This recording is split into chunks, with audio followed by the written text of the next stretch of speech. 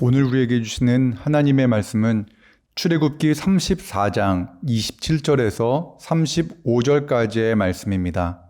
하나님의 말씀을 받들어 읽겠습니다. 여호와께서 모세에게 이르시되 너는 이 말들을 기록하라. 내가 이 말들의 뜻대로 너와 이스라엘과 언약을 세웠음이라 하시니라. 모세가 여호와와 함께 40일 40야를 거기 있으면서 떡도 먹지 아니하였고 물도 마시지 아니하였으며 여호와께서는 언약의 말씀 곧 십계명을 그 판들에 기록하셨더라. 모세가 그 증거의 두 판을 모세의 손에 들고 시내산에서 내려오니 그 산에서 내려올 때에 모세는 자기가 여호와와 말하였으므로 말미암아 얼굴 피부에 광채가 나나 깨닫지 못하였더라.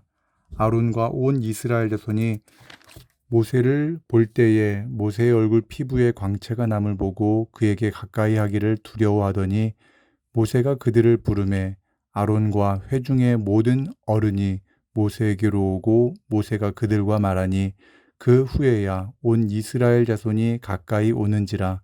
모세가 여호와께서 시내산에서 자기에게 이르신 말씀을 다 그들에게 명령하고 모세가 그들에게 말하기를 마치고 수건으로 자기 얼굴을 가렸더라.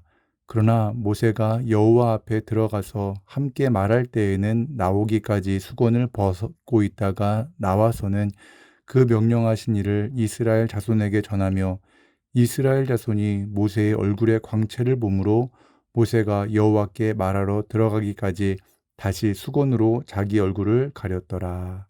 아멘. 오늘 이 본문의 말씀으로 얼굴에 책임을 지는 성도라는 제목으로 하나님의 말씀을 나누겠습니다.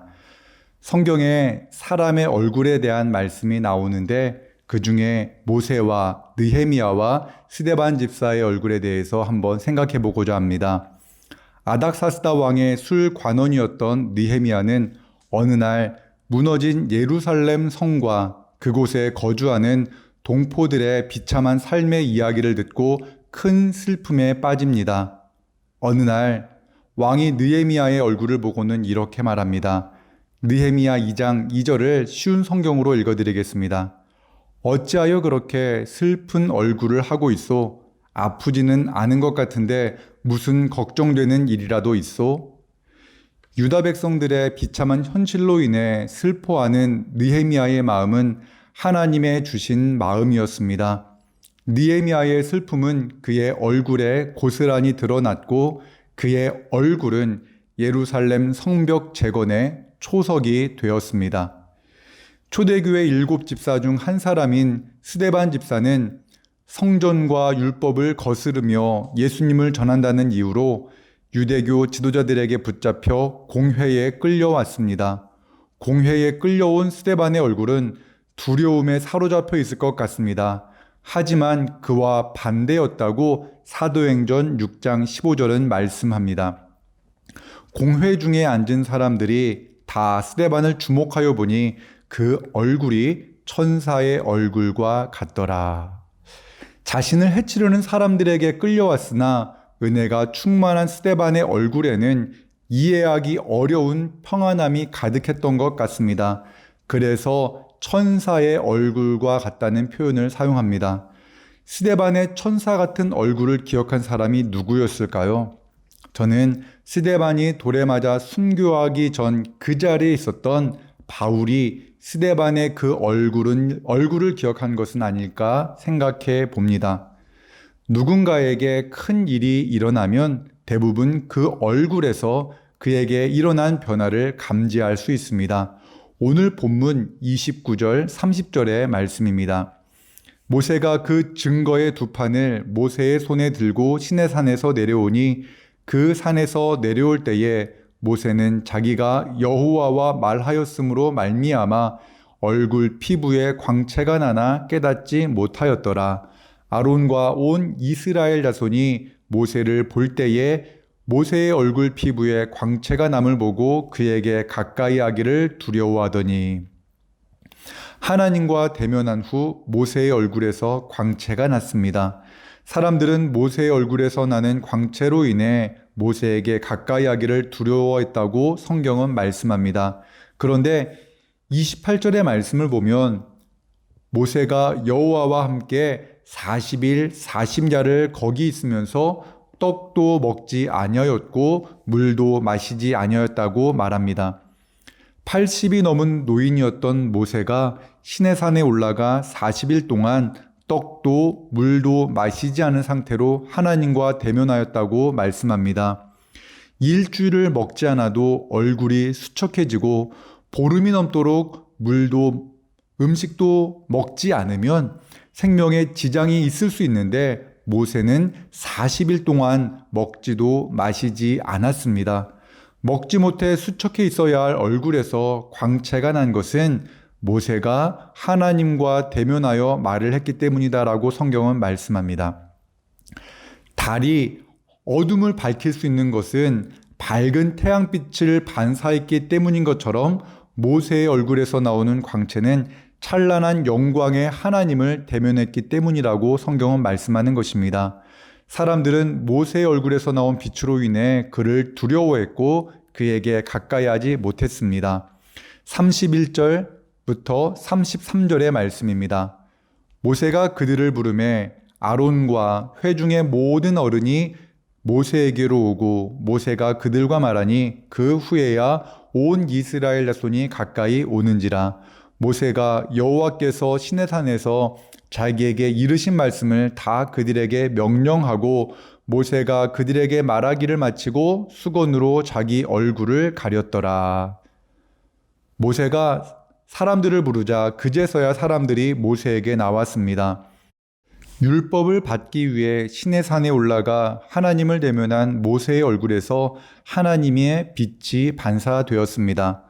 모세는 사람들과 말을 한 후 자신의 얼굴에서 나오는 빛으로 인해 수건으로 자기 얼굴을 가려야 했습니다.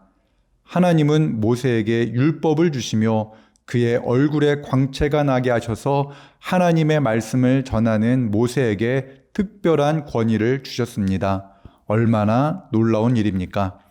그런데 사도 바울은 이 장면을 다음과 같이 해석합니다.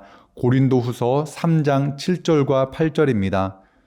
돌에 써서 새긴 죽게 하는 율법 조문의 직분도 영광이 있어 이스라엘 자손들은 모세의 얼굴에 없어질 영광 때문에도 그 얼굴을 주목하지 못하였거든 하물며 영의 직분은 더욱 영광이 있지 아니하겠느냐.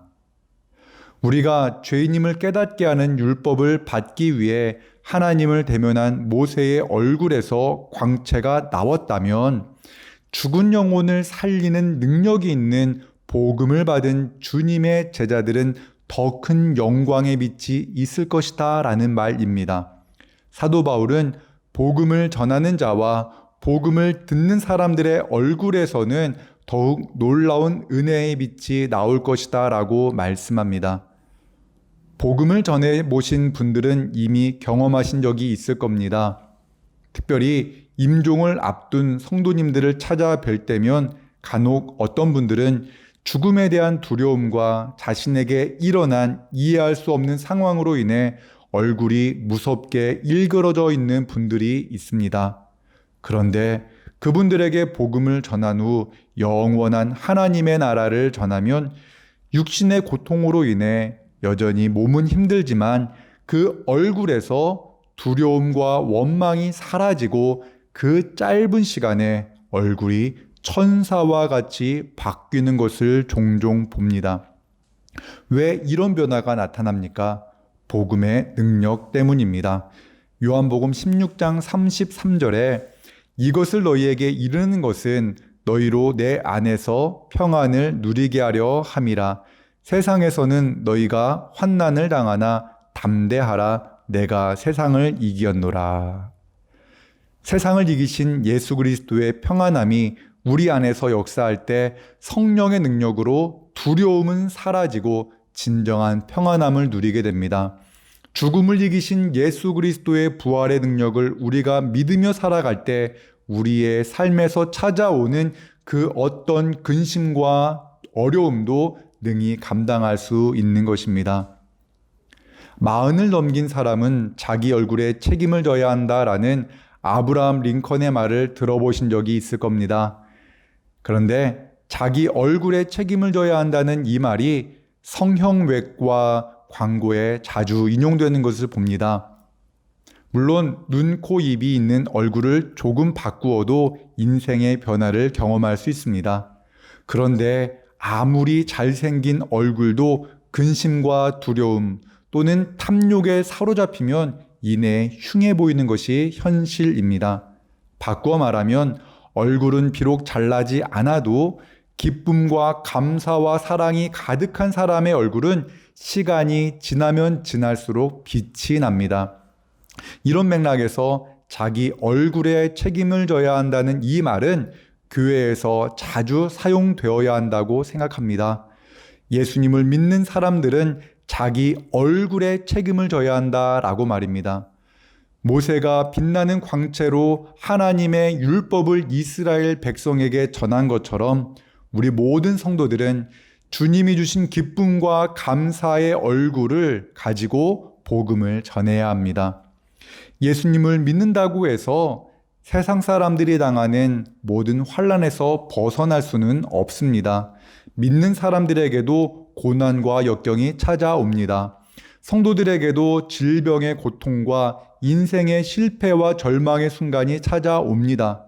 그러나 우리는 그때마다 주님께 나아가야 합니다.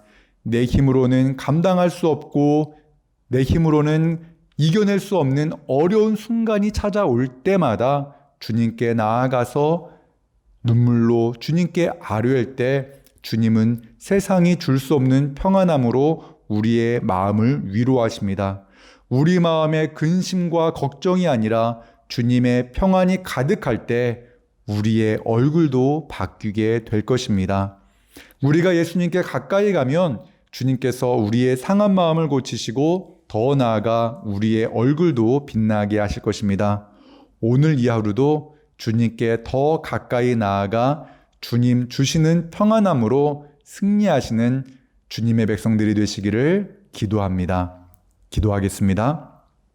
사랑과 은혜 하나님, 하나님과 대면했던 모세의 얼굴에서 광채가 났던 것처럼 우리도 주님의 은혜 안에 거하게 하셔서 우리 마음에 있는 모든 근심과 걱정이 사라지게 하여 주옵소서.